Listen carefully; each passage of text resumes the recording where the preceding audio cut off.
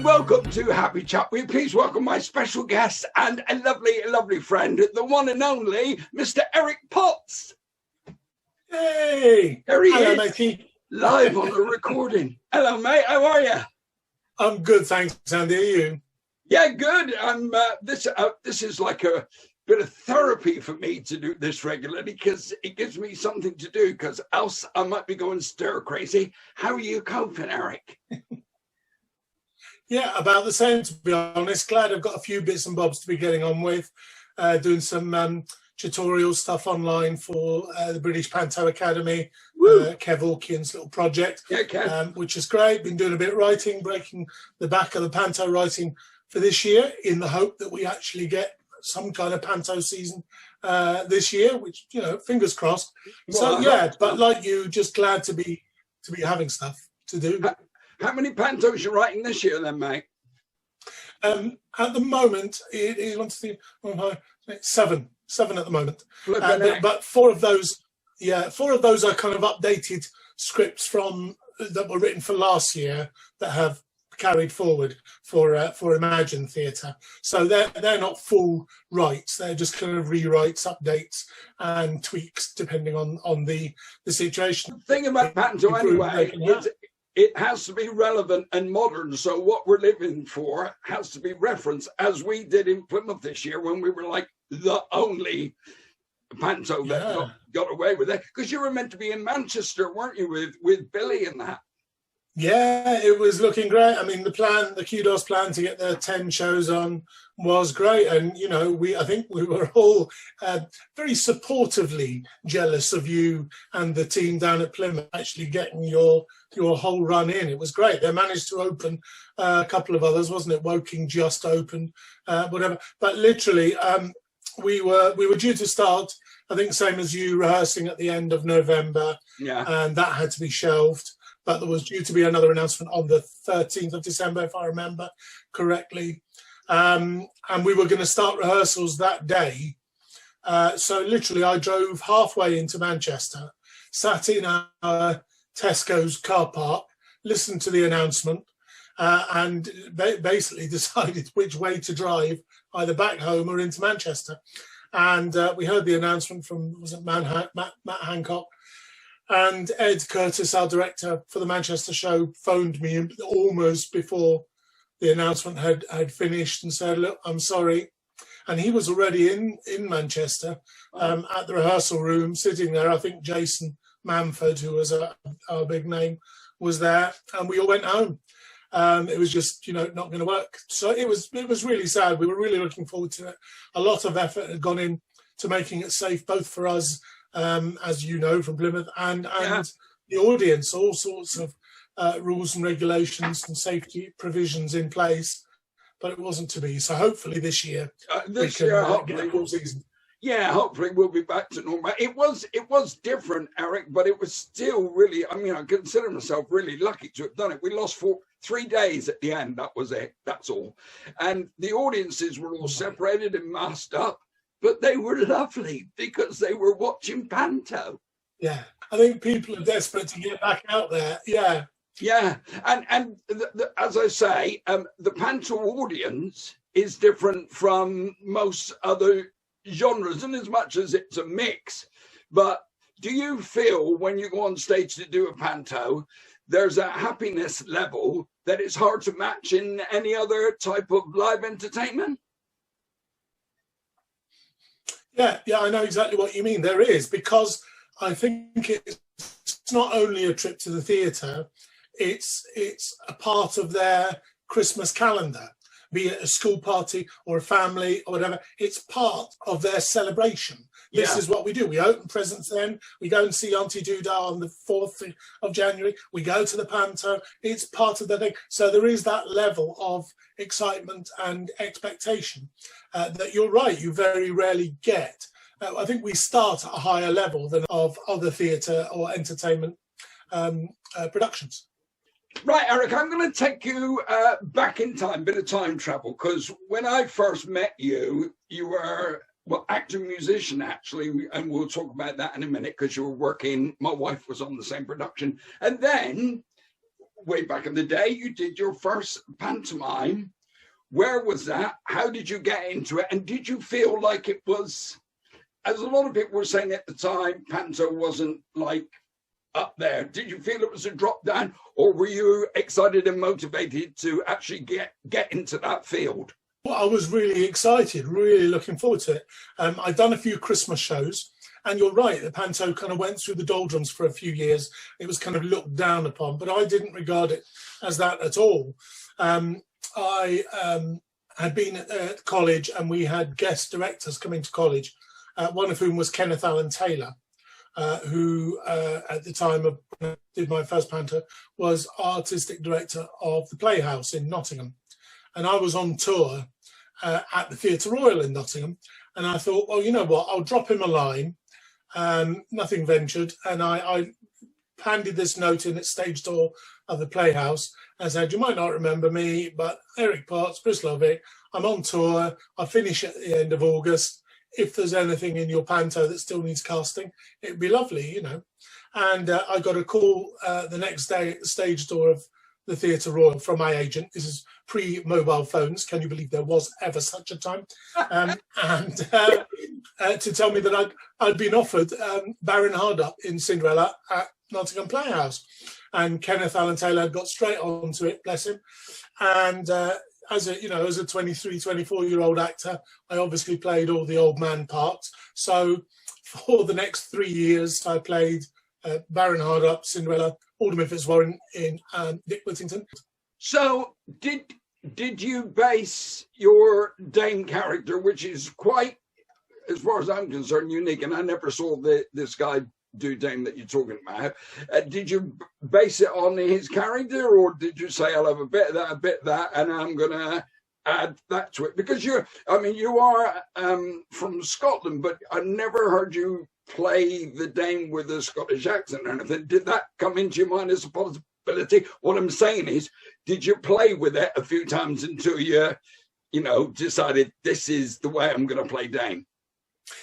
Yeah. I obviously took Kenneth's skill and knowledge, but I hope I didn't take his style. My Dame is northern, as his was, because it just felt right. It sat well with me. I was living in the north of England at the time, and I thought, yeah, I recognise this woman, and I think that's quite important in a Dame, in that people must be able to easily recognise. She must be accessible and warm and welcoming, and so that was a consideration. And so yeah, I like to think I brought my own character traits to her, but certainly the basis of my knowledge as far as Dame's concerned is all from Kenneth Allen Taylor. What a wonderful teacher. Right, how did you go from that into writing pantomimes? How did that all come about? It was during my time at Oldham Coliseum. At rehearsals, I was like, oh, why don't we could put that gag in there, and we could put this gag in, and more and more of my stuff was being done. Yeah. So I had a chat with Kevin Shaw, and I said, look, what about next year? Is there any chance of me being a co-writer on this? Because I feel that, basically the product we're ending up with is almost a co-production, Yeah. And he said yes. So I ended up, we did the deal, and I ended up writing most of the Panto script with his editorial approval, and we had meetings about what was what. So that's how that started. And then a few years down the line, other people saw that I was writing the show, and they said, well, can you write one for us? And then I sort of made that transition to the world of commercial Panto, and worked with Kevin Wood for a few years down at the Marlow in Canterbury. Then he was asked to be the chief executive of First Family Entertainment, and he said, well, will you come on board and direct a show and do some of the writing? So yeah, and then after a few years of writing a few of their scripts, ended up writing all of their scripts, which was a real joy. I really enjoyed that, and being part of a really good team. Right, time travel. First time I met you was on, I think it was a show called Happy End for Theatre Clwyd. It was one of the Peak Row shows. I think my wife, Michelle, was, I think she was ASM assistant stage manager on it. And I was one of these working comics with no work. So I got in the car with her and traveled around with you guys. And that's where we first started getting to know each other, really. And you came to my wedding, and it was lovely to meet everyone in the cast. So what were those days like for you? Do you actually miss them? Because I don't know if they'll ever come around again. That's it, because you used to take your own theatre seating in, and it was quite an undertaking, wasn't it?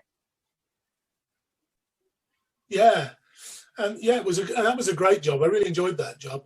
And I still occasionally get to do actor muso roles. I've done a few over at the Octagon in Bolton recently. So the drum kit comes out, and I have to improve my sight reading on the piano and things. It's hard work. Bertolt Brecht and Kurt Weill, can't remember who it was, came up with a phrase that was music to hang yourself by. It was really, it was heavy. It was heavy stuff, but it was a great show.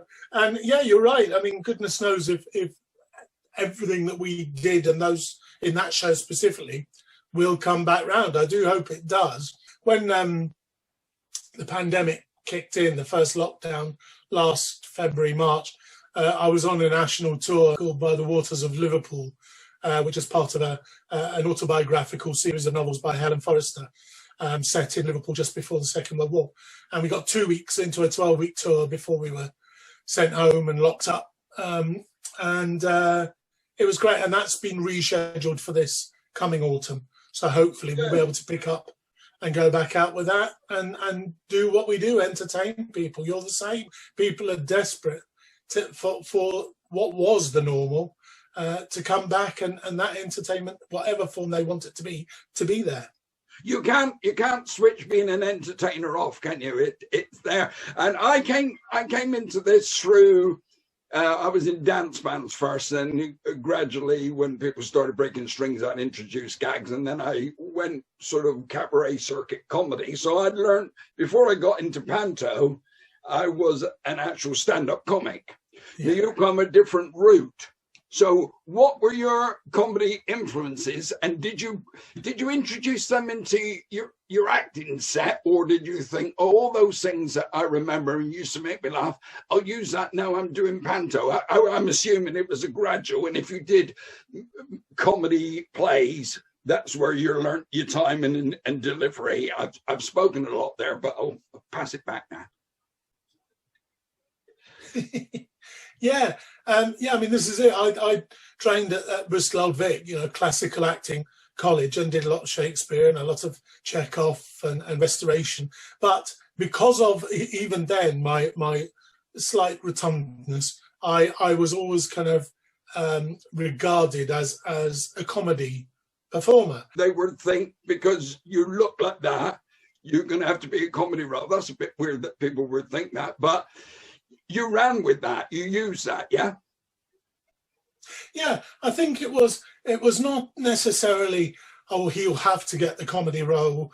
Look at him, what else can he do? It was kind of, one of the first things I did at college was Sir Toby Belch in Twelfth Night. That was right for me.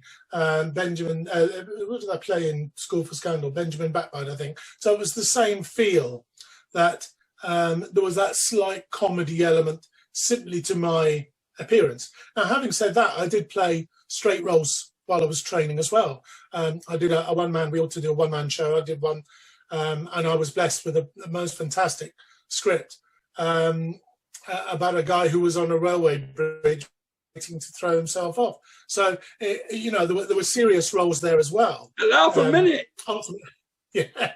Well, it turned out that the railway he was waiting to jump onto had been decommissioned 8 years before, and there hadn't been a train on it for you.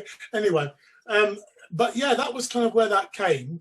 And I, like you say, I went with it, I rolled with it, and enjoyed playing the comedy parts. Watched a lot of people, looked at, you know, a lot of comedy performers of the time and thought, oh yeah, I like that timing, I like that style, I like that look. So yeah, and then from that, the transition slowly from that into panto, of course, the broad strokes comedy that we know.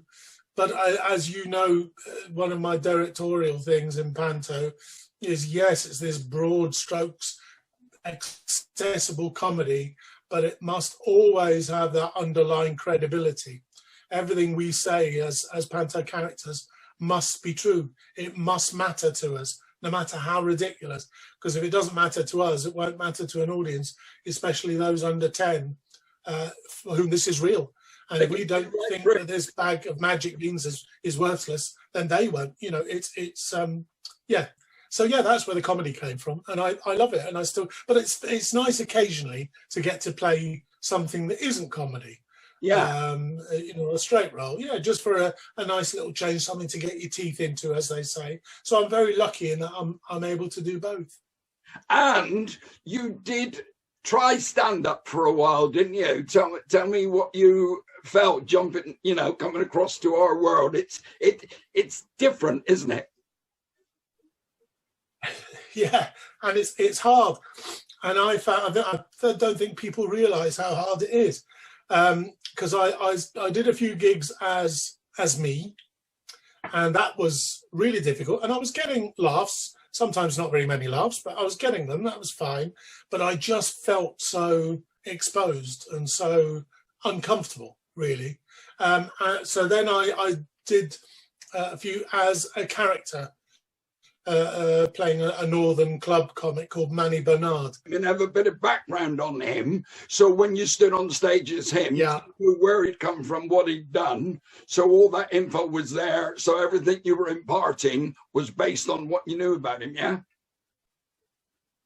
exactly. I was playing a role, and whereas I was doing stand-up material, I was basically acting a part, which felt more comfortable, because then if the audience weren't going with it, it was the character they didn't like, and it wasn't me. So, but I must ever go with that thing. Yeah, Andy Ford is a character. If they don't like, nothing to do with me. No, exactly. It's that rotten character. Change it. So the big break happened suddenly from watching it on TV as a lad, which I'm sure you did. You were starring in Coronation Street. Wow. What people don't realise is that Diggory was actually my 5th character in Coronation Street since 1988. Wow. All the others were for one episode, but I was Bet Gilroy's solicitor. I was Jack Duckworth's back consultant when he fell off a horse. I was what else was I? A court official. You know, so all spoken parts, but they were all for one episode. So Diggory was my 5th. On Corrie, but it was an absolute thrill, and I never lost the buzz and the excitement walking down the cobbles to get to his little shop. And again, I'm very grateful to have been part of it for a couple of years, and I'm still very friendly with a lot of the both the cast and the crew. So it was a great, it was a great chance. Yeah. And you took it. You were great on it. And something's just occurred to me, and I'm going off on a tangent here. But when you were talking about the Bristol Vic, and you did some Shakespeare and stuff, and I'm quite excited. I've been asked to play Bottom next year in a production, so that really excites me. Panto was around, I believe, in Shakespeare's. I believe it was Shakespeare Panto. Similarities, discuss. Yeah, there are a lot, because a lot of certainly the comedies, the Shakespeare comedies, are very farcical, and that kind of is the basis for Panto. Panto at the time of Shakespeare was Commedia dell'arte, the Italian derivated theatre, which had Harlequin, Harlequino, Punchinello, which went on to become Punch and Judy, all those characters in the panto of the day, which was Commedia dell'arte. And you're right, that was around in Shakespeare's time. And the influence of that, I think, on some of Shakespeare's comedies is really plain to see. I'm rereading The Merry Wives of Windsor at the moment. I'm doing an online reading of it with some people in a couple of weeks. And I played the part a few years ago, Falstaff, who made his first appearance in Merry Wives of Windsor. And it is very farcical to an extent that the reading that I'm going to do, and I don't want to give too much away, but is a kind of discovery process.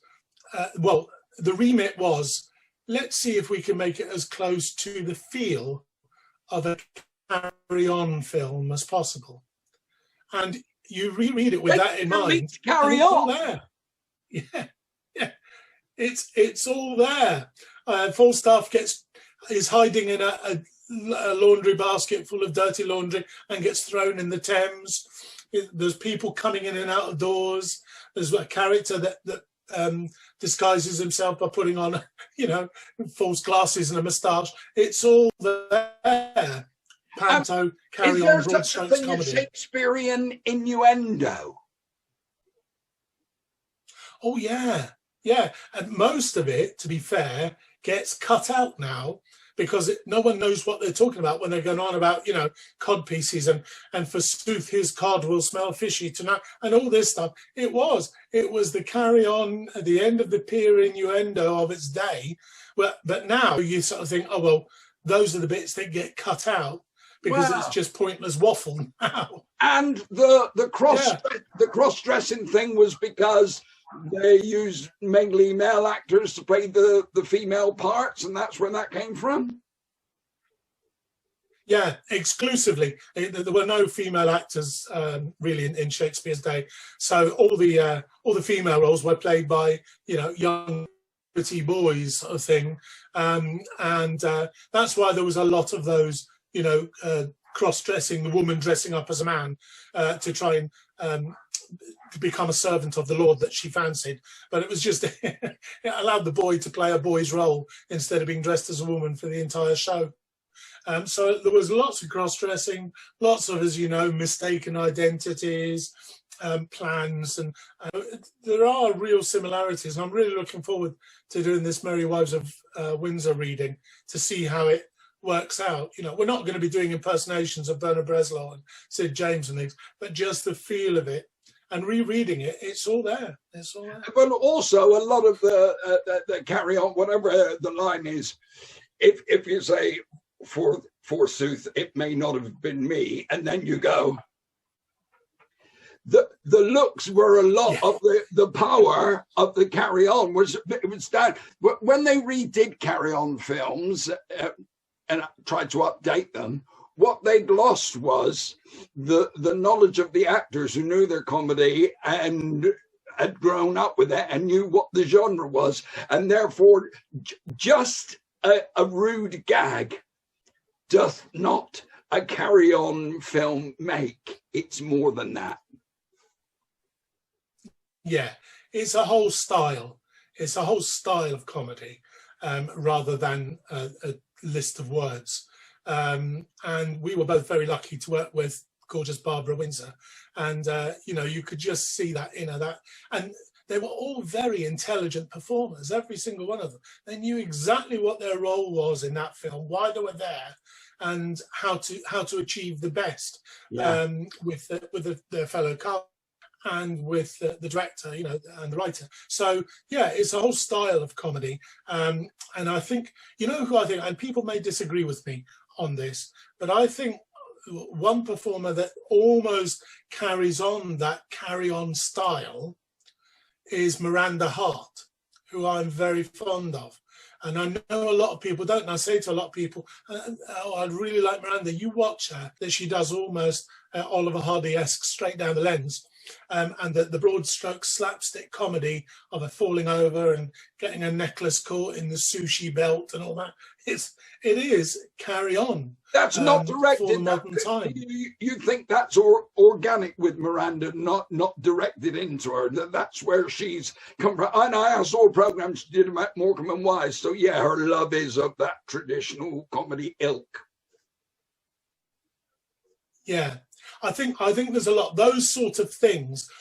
I would take a guess. I've never worked with her, never talked to her about it. They would come from her. The looks down the lens, you know, she does this wonderful thing where she'll say to someone, "I'm not doing that," you know, and it's those direct moments down the lens and the broad strokes comedy. I think they come from her, and a director will exploit them to their fullest with the camera and the show. But I think it's pure carry on.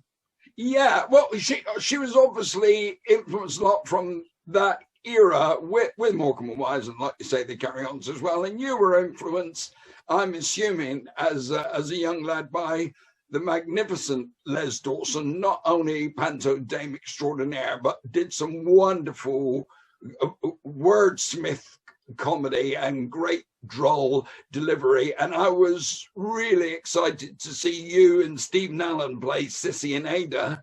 So you played Les Dawson in a play which was just brilliant and touching, as well as obviously funny. How did you feel? I mean, was that something you're proud of?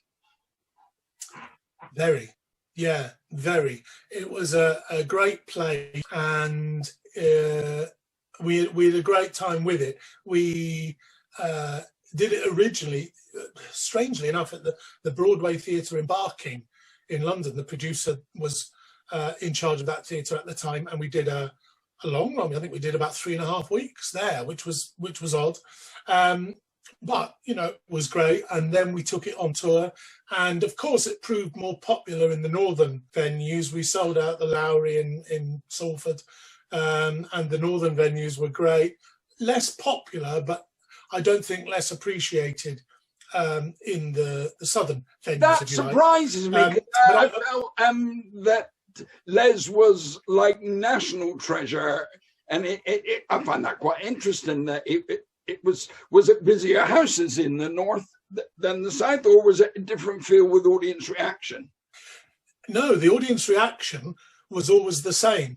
They all laughed at the moments we wanted them to laugh at. As you say, there was quite a lot of poignancy within the play. It was set around the time where Leslie's first wife, Meg, was diagnosed and then went towards death with cancer. So there was a lot of poignancy in there. A lot of the comedy. So the audience response was the same, but it was just appeal. We were playing to much smaller audiences in the south than we did in the north. Why was that never made into a play for television? Because it screams out television play. Even now, you could do it now. Yeah, and I think you're right. And at the time, I thought about turning even into a radio play, because the voices would be instantly recognisable, the style of speaking. But I think you're right. Television play would work really well, and there's hope that the stage play gets another airing. I've got a few meetings which were scheduled to happen last year and didn't. But I can't say too much, but there's a venue that is very interested in discussing remounting it. And it would be great to think that possibly off the back of that, something like a television play could happen. It was brilliantly written by a wonderful writer called Graham Warriner, who I'm still in touch with, and a really strongly structured piece. We've got time for a quick story. It's a bit self-indulgent, but when we were playing the Lowry Theatre in Salford, which is a beautiful venue, the daughter of Leslie's marriage to Meg came to see the show with her family, and we had a bit of a party after the show, and She came up to me and she basically said, "I just want to come over and thank you. You have brought my father back to me." And I just couldn't believe what she was saying, and I said, "Oh, that's very kind. I didn't, I wasn't trying to just do an impersonation of your father." She said, "No, you didn't." And that was the joy. And she introduced her children, who I think were kind of young teens. And she said, "I told them to close their eyes and listen, because that was their granddad." and it just took me away. And the thing with Les is it wasn't necessarily, although he had a very distinctive voice, he had a very distinctive speech pattern. And he was, like you say, a great wordsmith. So I tried to get into the speech pattern and the wordplay and everything that he did. Steve Nallon did a wonderful job as Sissy/Roy Barraclough. So yeah, it was a great play to do, and we had great fun with it. So fingers crossed for it. And thank you for I think naturally you bend towards comedy because you're a musician, and to me, comedy and music are interlinked. I think they're very similar disciplines with time and expression and shape, really. And Les was when he played Dame, it was still Les, but it was a great name. And you, apart from becoming, I would say, the #1 Dame in Great Britain, now you work with a worldwide famous Dame in Dame Edna. So 2 men in frocks on stage. Were you trepidatious? I know you've written it, so that was a bit of a help. When you first met Dame Edna Struckberry Humphreys, were you in awe? How did that feel? Yeah, I mean, very much in awe. We couldn't quite believe that we had got him to do panto. We were in the First Family office, which was above the Fortune Theatre in Covent Garden, and we'd phoned their agent about someone else, and I genuinely can't remember who it was, but it was another name that we wanted to hire. And I remember being in the office, and lovely Laura Barraclough, we both know, was taking the phone call, and this agent said, "No, I'm sorry, they're not interested in panto, certainly not this year." And Laura went, "Oh, okay, but I do actually have someone who is very keen to do panto this year." And we thought, "Oh, here we go, it'll be the weatherman from Anglia Television or something, it'll be someone, And Laura went, "All right, who's that?" And it's Dame Edna Everage. And we literally, the whole office kind of went, what? And it happened. And it was decided that I would write and direct the show. So we all went for a lunch. A few of us went for a lunch with the wonderful Barry Humphreys, who had his 87th birthday yesterday. Wow. Yeah, we went and had lunch at the National Gallery. And I said, I was introduced as the writer and director, and the fact that I, normally Dame. And Barry Humphries said, well, why aren't you Daming as well?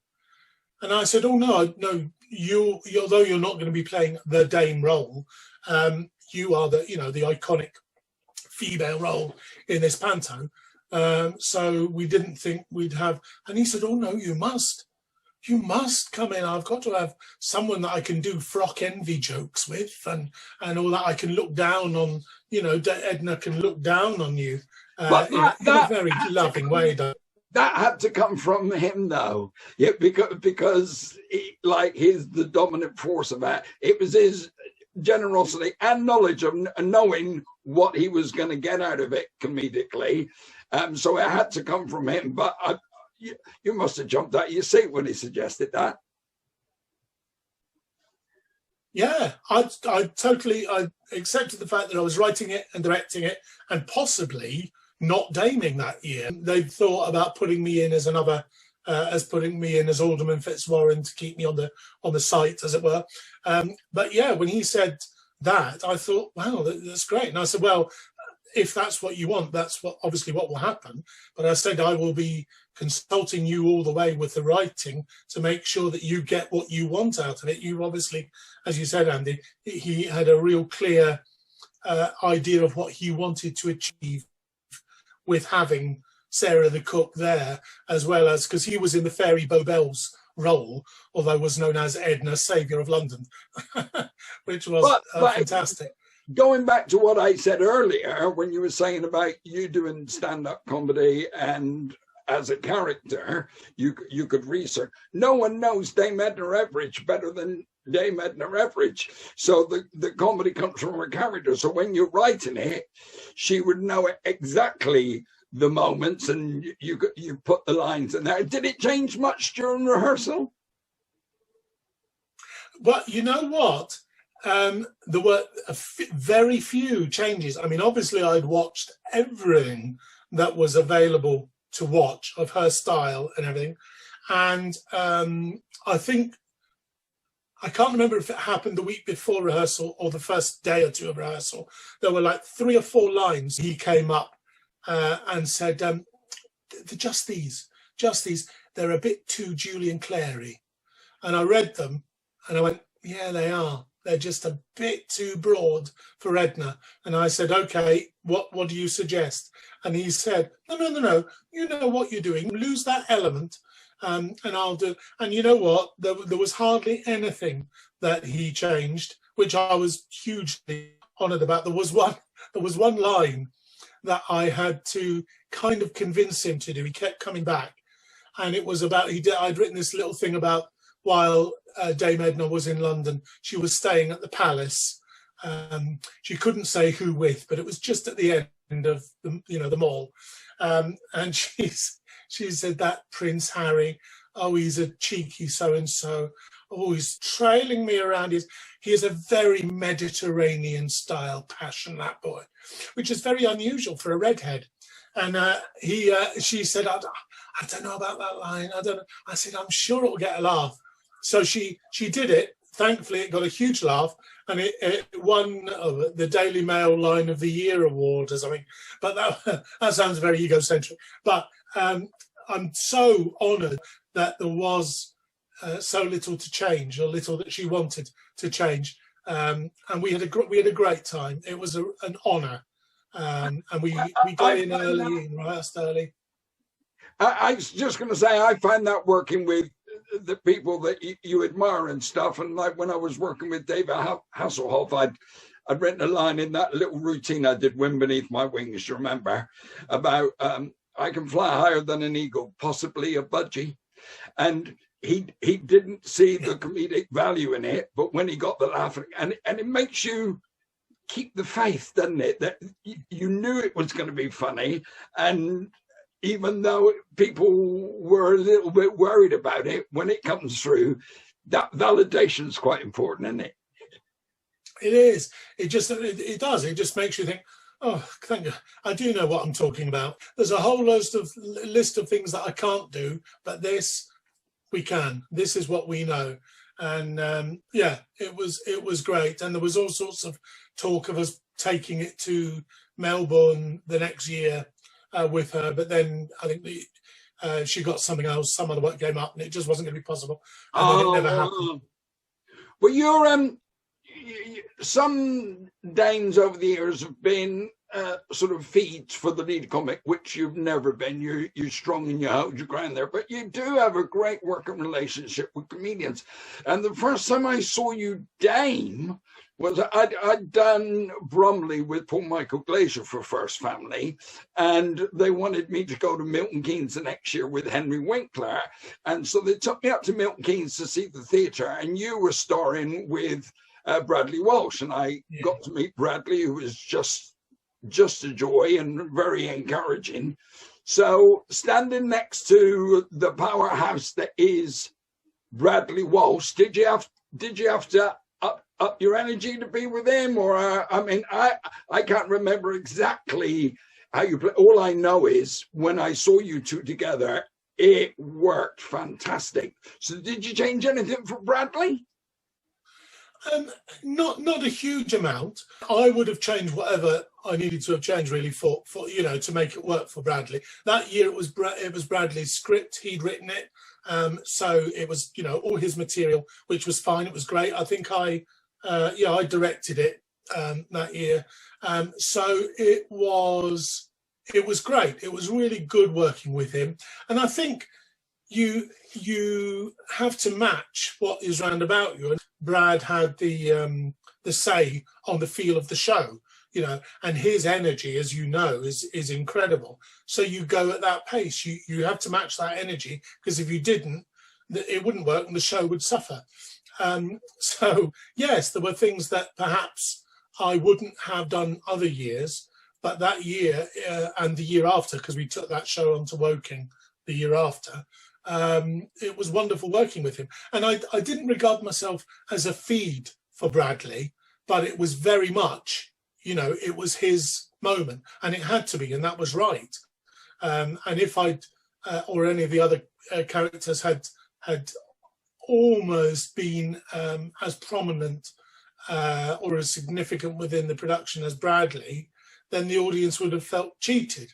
That's not to say either in the writing process or the performing process that he dominated, because as you know, he was still is a very generous performer and knows the art. No, he's an intelligent performer. Oh, yeah. Because I worked with him very luckily again on Coronation Street. He knows his stuff and is always learning. Spent a lot of the time behind camera on Coronation Street when he wasn't in the scenes, just watching, listening, soaking up, learning, and very inspirational. And we both got laughs because of the relationship that we set up, and that was in his writing to begin with. And 3 years after that, we worked together for the first time in Bristol with the wonderful Barbara Windsor, who we'll talk about in a second. But did you know, I put on one of the sketches from us doing the bakery thing from there. That is now, I believe, the most watched panto sketch on YouTube. 36,000 people have watched you and me do that. the infamous sausage routine. Yeah, I get people, you know, at the Panto Academy or something saying, "Oh, I watched that thing you did in Bristol, the sausage cooking routine. It's incredible. It was a really lovely routine." We were so lucky to work with the fantastic Barbara Windsor, and just standing on stage with her. I'd met her. She came to Bromley with Scott, her husband, to watch the Peter Pan that I did with Paul Michael Glaser, who was Starsky, and met her afterwards for the first time, completely in awe of her because she was my hero from the Carry On films. So when you were writing that one for the Bristol Hippodrome, did you send her a script every so often? What do you think of this? What do you think of this? Or did you do the script and say, if there's anything you'd like to change, get back to me? Or was it a bit by bit process, or you just did the script? I think that, yeah, I did the script very much with her in mind, of course, and sent it to her and said, look, let me know if you want anything changed. And there were again, luckily, there was very little. I'd known Barbara for a few years. We'd never worked together before, but I'd known her for a few years. And of course, had watched everything that you could watch just to make sure you got her style and what to incorporate, what I thought would be worth incorporating. The brass sketch from Carry On Camping you put into the Panto, which was great. Not her doing it. This was it, the Dame doing it, but everyone knew exactly why it was there, and she got the tag to it, of course, as my bra came off in a warm up, warm up exercising. Yeah. But there was one thing when she was trying to sneak aboard the ship, the good ship Lollipop, and I'd written her coming on as a bloke with a beard and trousers and everything, and she decided that she didn't want to do that and she wanted to stay as a female. So that was really the only thing that she changed, which was fine and with good reason. That was great. And a few other little bits and bobs lines wise, working in her EastEnders stuff. You did the lovely EastEnders routine. Yeah. So yeah, all that stuff. Yeah, not was only in there, and she just approved. Not only a professional, but a lovely professional. And I've heard you tell the story, which is a similar experience to me, of looking over to the wings and her watching your routine every night. I did that stand-up that you wrote for me, being caught behind it in front of the cloth, and every night she'd watch it, and I changed one word one night and she knew. But I wouldn't say that was a critique. She was just supportive, and if we see it and we have to comment on it, don't we? That's I think I am a director's nightmare, because my comic brain does this all the time, and in rehearsals I keep throwing out, and I'm sure people want to say, shut up. It will work. Just do that. Afterwards, we can talk about it, but don't hold it up. So she had the experience where she knew what she wanted, but the rehearsal process was a joy, wasn't it? We did it in London. It was just a joy. Yeah, really great fun. I was doing the first week of rehearsals. I was doing a show at the Opera House in Manchester, and I had to travel up and down. I think I did 3 days. That's right, which seemed like a good idea at the time, but it wasn't. And then the second week, it was a great process, and she was great fun. And again, another going against the character that she played, but another very intelligent performer, tuned in. Knew the comedy, knew the style, which is why she stood there in the wings and picked us up on stuff that if we changed things, she'd go, that wasn't funny, that wasn't as funny, like you say. Do you remember during rehearsals, we'd discuss where to go for lunch, and she said, oh, shall we go to that baker's, Grieg's? Let's go to Grieg's, the baker's. And she insisted on calling it Grieg's, and we all went, yeah, do you mean Greg? Oh yeah, Grieg's, yeah. So she was, but just a joyous lady, and it was an honour. And you and I shared the stage on her 60th anniversary in show business. And at the end of the show, we presented her with the cake and all that. And Michelle videoed it. I think it's on YouTube somewhere. But what a thing that, you and I were flanking this national treasure and a brilliant actress. And on a really important night in her career, we was there. It was a real honour, wasn't it? We've been so lucky over the years. But that I regard that is one of the highlights, being able to work with her and share that moment with her, and then with a little party upstairs, didn't we, with a cake and everything. It was it was really special, and she was really special. I can't believe she's much gone. Missed, and we, I love her so much, and we so we were very fortunate there, but we were fortunate again to do Dick Whittington a few years later in the same wonderful Bristol Hippodrome, and we were live by satellite to the rest of the country. And I have to admit, I've done live TVs and stuff, but there was a pressure because I think it was our third show, wasn't it? We'd only just opened, and I think we opened on the Saturday, and we did 2 on the Saturday and Sunday afternoon, and then Sunday night we were live to the nation. So there's a bit of pressure for us. Yeah. I always found it odd that they decided to do that so early in the run. I always thought they'd, at least give us a week to let it settle in, make any fine-tune adjustment. If you don't do Panto, you don't know that happens. If you just TV, we'll just do the show there. No, Panto is a process, and not that you give a less show on the opening night, but everyone knows that that loves Panto, that Panto develops. But TV's completely different, isn't it? They just said, well, the production's done, you open, then okay, let's do it the next night. Scary, but I think we did all right, Eric. I think we bluffed our way through it. Yeah, exactly. And again, so many people say to me they've seen it, they've bought the video on Amazon, bought the DVD, showing my age, and it was on Amazon Prime just a few weeks ago, wasn't it? You could buy it and screen it, download it. Oh yeah, that's what it was. Yeah. Loads and loads of people I know watch it and watch it over and over again, sounding very self-indulgent, but it was a great show. We were very lucky again. It was a lovely show. That beautiful Terry Parsons set and costumes, it was stunning before any of us opened our mouths. It was the most beautiful set. So another great team, great music, great lighting, all the rest of it that we are part of.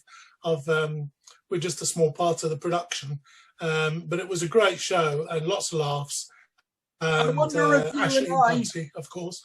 Ashley and Punsey. I wonder if you and I will ever get to work together again. We're both doing Pantos for Kudos now, so that's a possibility in the future, because I felt very safe working with you, and that you're generous and you want me to be funny and blah blah blah, and every time it's only twice, it actually feels, because it's on YouTube and stuff, like you and I have been doing this Dame and comic thing millions of times, but actually we've only done it twice, haven't we?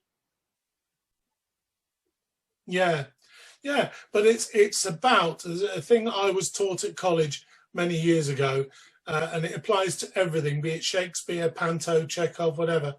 Acting is the art of reacting, and it's about bouncing off each other and reacting to what you give me and I give you, and that mutual trust. Like you say, similarly, I felt very safe working with you, because especially with your tenure at the Bristol Hippodrome, the audience knew exactly what they were going to get from you, and if you hadn't given them that, and if anyone had tried to stop you giving them that, they would have felt disappointed.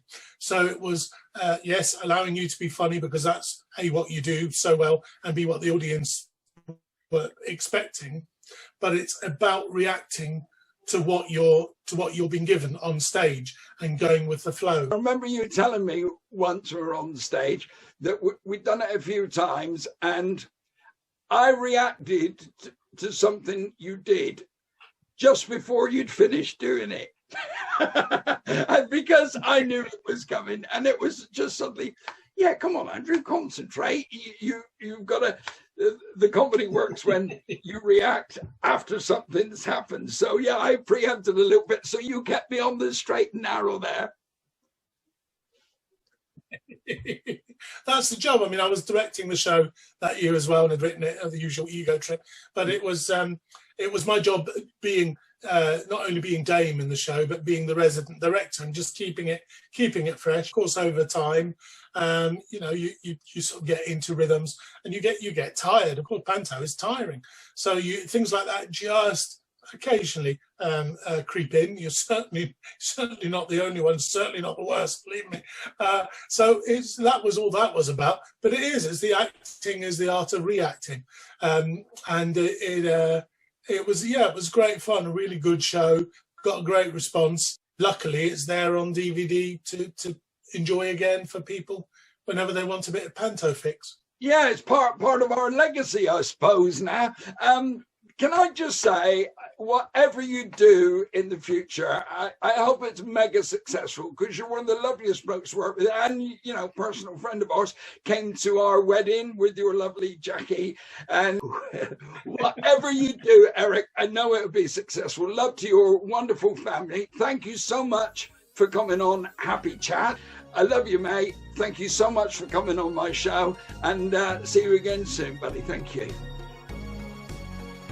Thank you, Andy. It's been a real pleasure, pal. Let's have a pint as soon as we're allowed to. Oh yes, please.